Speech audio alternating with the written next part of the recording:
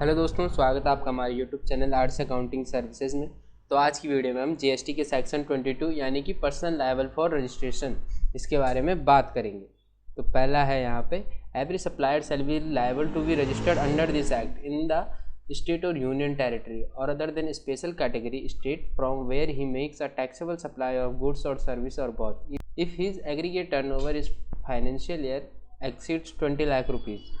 तो यहाँ पे कहा गया है कि जो भी सप्लायर है वह जीएसटी के अंदर रजिस्टर्ड कराने के लिए लायबल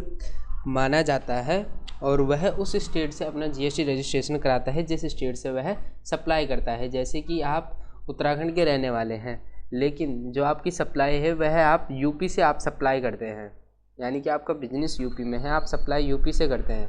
तो आपको यूपी से अपना जीएसटी रजिस्ट्रेशन नंबर लेना होगा। देन इसका प्रोविडेंट दिया गया है that were such person make taxable supply of goods or service or both from any of the special category state, he shall be liable to registered if his aggregate turnover in a financial year exceed 10 lakh rupees. तो देखिए यहाँ पहले point में क्या कहा गया है कि जब आपका एग्रीगेट टर्नओवर है वह 20 लाख रुपए से ऊपर चला जाता है तो आप जीएसटी के अंदर रजिस्टर्ड कराने के लिए लायबल हो जाते हैं और आप अपना जीएसटी रजिस्ट्रेशन उस स्टेट से कराएंगे जिस स्टेट से आप सप्लाई करते हैं। देन इसका प्रोविडेंट दिया गया है यहाँ पे, यह कुछ जो स्पेशल कैटेगरी के स्टेट होते हैं हमारे, उनमें यह कंडीशन रखी गई है कि अगर आपका टर्नओवर है वह 10 लाख रुपीज़ से ज़्यादा है तो आपको वहाँ पे भी अपना जीएसटी रजिस्ट्रेशन कराना ज़रूरी हो जाता है। तो जान लेते हैं वे कौन कौन से स्पेशल कैटेगरी के स्टेट हैं। The expression special category state shall means the state are specified in sub clause G of clause 4 of article 279A of the constitution. तो देखिए कौन कौन से स्टेट हैं वो, जम्मू एंड कश्मीर, अरुणाचल प्रदेश, असम, हिमाचल प्रदेश, मेघालय, सिक्किम एंड उत्तराखंड। तो ये हमारे वह स्पेशल कैटेगरी के स्टेट हैं। देन यहाँ पे एक और प्रोविडेंट दिया गया है, फर्दर द गवर्नमेंट में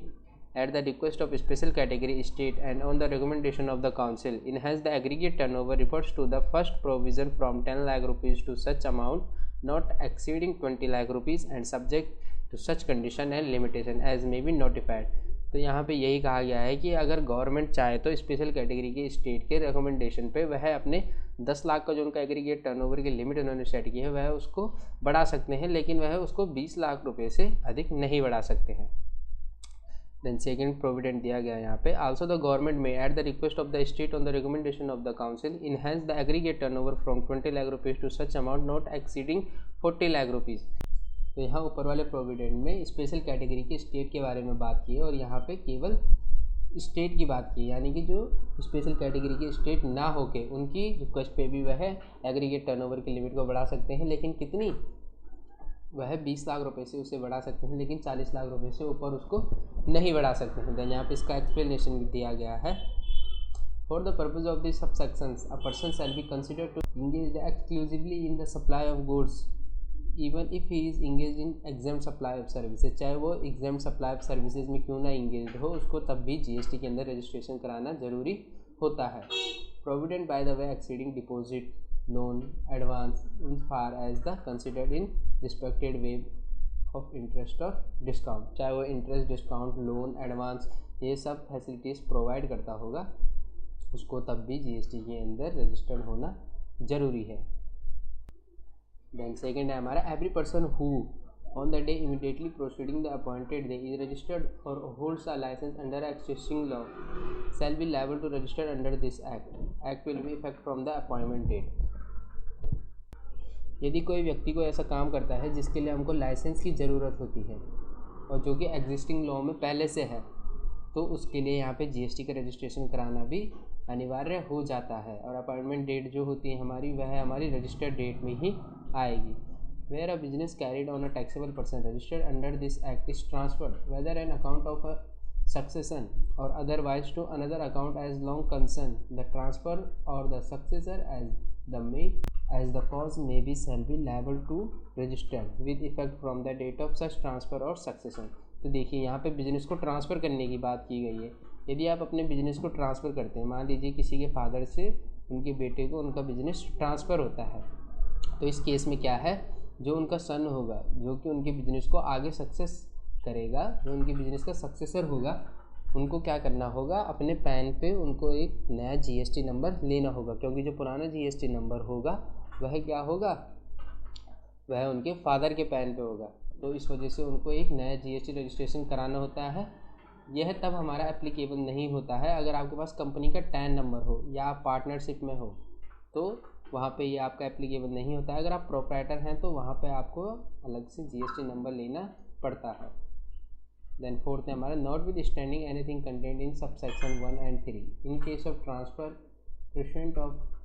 स्कीम और an agreement for amalgamation or as the case may be demerge of two or more companies pursuant to an order of High Court tribunal, otherwise the transfer will be liable to be registered with the effect of the date on the registration of company, issue a certificate of incorporation giving such to order of the High Court or tribunal। तो यहाँ पे कहा गया है अगर कोई company partnership में है और वो क्या है आगे जाके वह बंट जाती है, उनके पार्टनर्स आपस में बंट जाते हैं, तो उस केस में क्या होता है, जिस दिन उनका डेट ऑफ इनकॉर्पोरेशन होगा, जब वो कोर्ट से अपना सर्टिफिकेट वगैरह लेके आएंगे, जो भी डॉक्यूमेंटेशन होगा उनका, वह जो इनकॉर्पोरेशन की डेट होगी उन सर्टिफिकेट में, उस दिन से ही उनको जीएसटी के अंदर रजिस्टर्ड कराना ज़रूरी हो जाता है। देन यहाँ पे एक्सप्लेनेशन दिया गया है for the purpose of this section the expression the aggregate turnover shall include all supply made by a taxable person whether on his own account और made on behalf of his principal. तो देखिए यहाँ पे कहा गया है जो aggregate turnover shall include all the supply made by taxable person, जितनी भी सप्लाई टैक्सेबल पर्सन के द्वारा की जाएगी वह हमारे एग्रीगेट टर्नओवर में शामिल होता है। देन सेकंड है हमारा the supply of goods after completion of job work by registered job work shall be treated as the supply of goods. तो देखिए जब हम कोई जॉब वर्क करते हैं और जिससे हमने जॉब वर्क कराया वह एक जीएसटी के अंदर रजिस्टर्ड पर्सन है, तो वह जो हमने उसे सर्विस दी है वह भी एक सप्लाई में आएगी। And the value of the goods shall not be included in the aggregate turnover of the registered job worker. तो देखिए जो जॉब वर्कर है, मान लो उसने किसी 50 लाख की चीज़ पे काम किया है और जो उसने काम किया है वह केवल 10,000 रुपये का काम किया है उसने उस पर, तो ऐसे में क्या होता है वह 50 लाख रुपये उसके एग्रीगेट टर्नओवर में नहीं जुड़ेंगे, उसके एग्रीगेट टर्नओवर में केवल वही 10,000 रुपये जुड़ेंगे जितने का उसने उस पर काम किया है। And third the expression special category state, यहाँ हमने ऊपर स्पेशल कैटेगरी वाले स्टेट के बारे में बात की थी, वही यहाँ पे की गई है। तो दोस्तों आज की वीडियो में बस इतना ही।